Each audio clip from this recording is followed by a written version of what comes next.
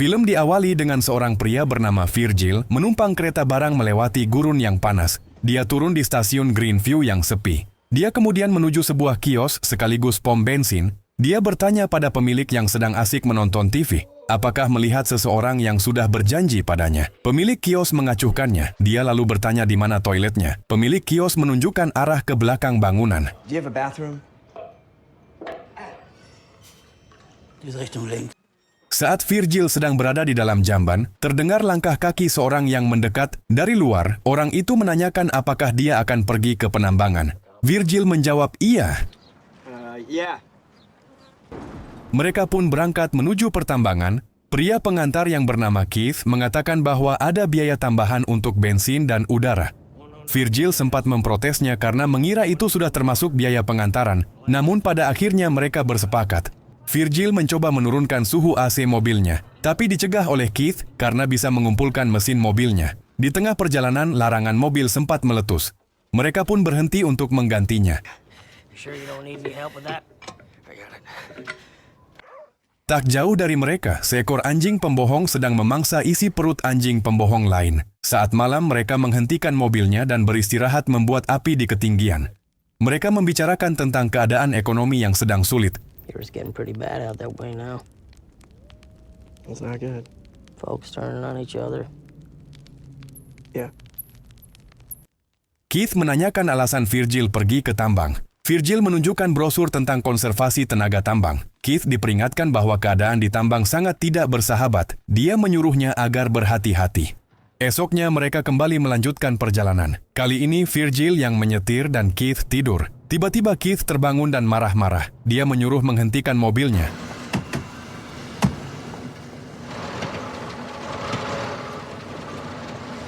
What did you just fucking do? Masalahnya, Virgil telah menurunkan suhu AC yang membuat mesin mobilnya kepanasan. Sambil terus mengumpat, Keith membuka kap dan berharap mesinnya tidak rusak. I told you not to turn it all the way up. Virgil berjalan agak menjauh untuk membuang air kecil. Dia melihat sebongkah batu di depannya. Dia pun berteriak memanggil Keith. Keith memeriksa batu itu dan memastikan bahwa itu adalah bongkahan emas. Mereka pun menggalinya, namun rupanya bongkahan itu terlalu besar tertimbun di dalam tanah. Alright. Come over here. Keith mengikat bongkahan emas itu dan menariknya dengan mobil, namun tetap tidak bergerak. Mereka pun bermalam di tempat itu dan menghayal akan menjadi orang kaya secara tiba-tiba. Mereka lalu berencana membawa eskavator untuk menggalinya. Keith menyarankan agar Virgil pergi ke pertambangan menyewa eskavator, sedangkan dia akan berdiam di situ untuk menunggu emasnya. Virgil tidak mau, dia khawatir Keith akan mengambil emasnya sendirian. Keith beralasan bahwa Virgil tidak pernah mengalami hidup di tengah gurun dan berasumsi dia tidak akan bisa bertahan dalam beberapa hari, sedangkan perjalanan bolak-balik ke pertambangan membutuhkan waktu 4 hari. Virgil tetap konsisten. Keith akhirnya mengalah, dia akan berangkat. Sisa makanan dia berikan kepada Virgil untuk bertahan hidup. Dia juga memberikan telepon satelit, terpal, dan sebilah pisau. Keith berjanji akan segera menghubunginya sesampainya di pertambangan. And I'll try and call you from a payphone on the way there. But I'm gonna try and buy one when I get to the excavator. Setelah Keith berangkat, Virgil mendirikan tenda di sebuah pohon kering. Dia lalu mencari kayu bakar untuk api unggun di malam hari. Malam itu berhasil dia lewati tanpa ada masalah yang berarti. Besoknya dia mencari kayu bakar agak jauh. Dia menemukan sebuah bangkai kapal pesawat kecil. Dia memerteli bagian-bagian pesawat dan membawanya untuk memperkuat tendanya. Dia beristirahat di dekat bongkahan emas dan memukulinya dengan batu. Tak disangka bongkahannya pecah sebesar kepalan. Dia pun mengambilnya.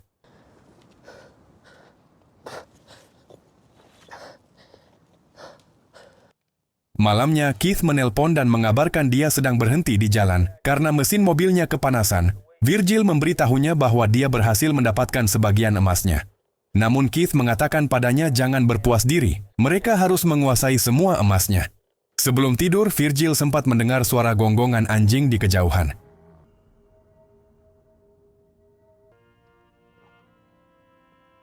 Hari berikutnya, Virgil sudah kehabisan makanan. Tinggal air yang tersisa setengah botol. Dia melihat seekor ular dan berusaha membunuhnya. Tapi sialnya ular berhasil kabur dan dia tanpa sengaja menyenggol botol airnya. Dia pun meratapi keseluruhannya.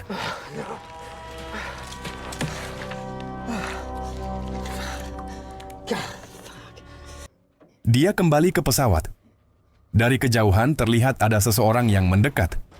Dia bersembunyi di dalam pesawat, namun orang itu ternyata seorang perempuan pemburu yang melihatnya. Perempuan itu mendekatinya dan menanyakan apa yang sedang dia lakukan. Virgil menjawab. Perempuan itu mulai curiga. Dia kemudian menuju ke tenda Virgil. Virgil berusaha mencegahnya.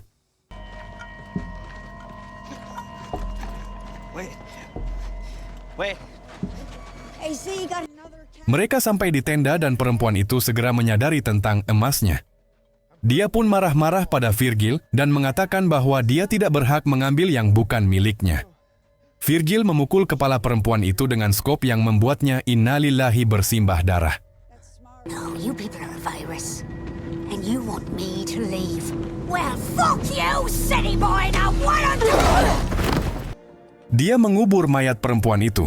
Namun tak berapa lama, seekor anjing datang menggali kuburannya dan mengungkap mayatnya. Virgil berteriak mengusir anjingnya. Dia kemudian menyeret mayat perempuan itu menjauh dari tenda dan membakarnya.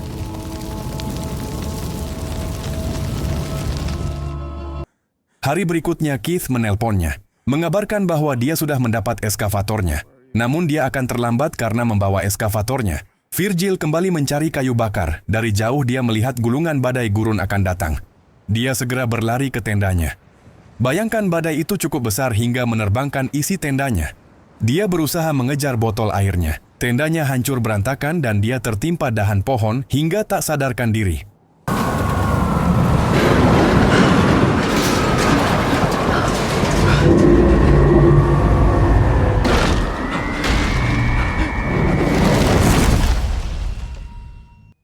Virgil tersadar di antara tumpukan pasir.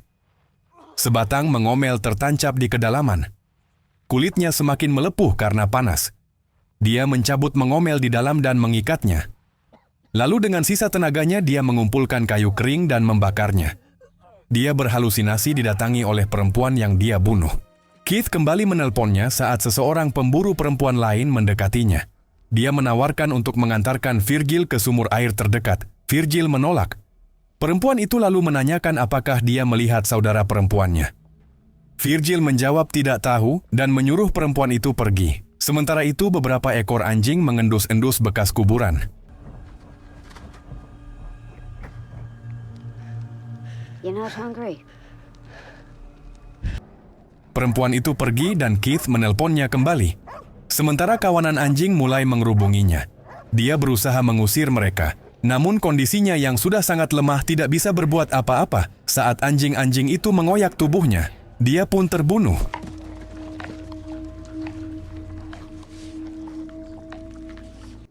Sementara itu di sebuah puncak bukit di kejauhan, Keith mengawasinya dengan teropong. Melihat Virgil terbunuh di mangsa anjing, dia pun turun dan menuju ke sana membawa eskavator.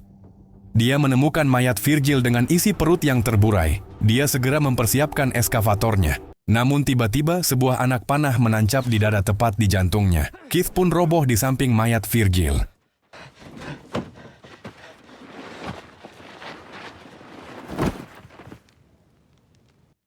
Dan film pun tamat.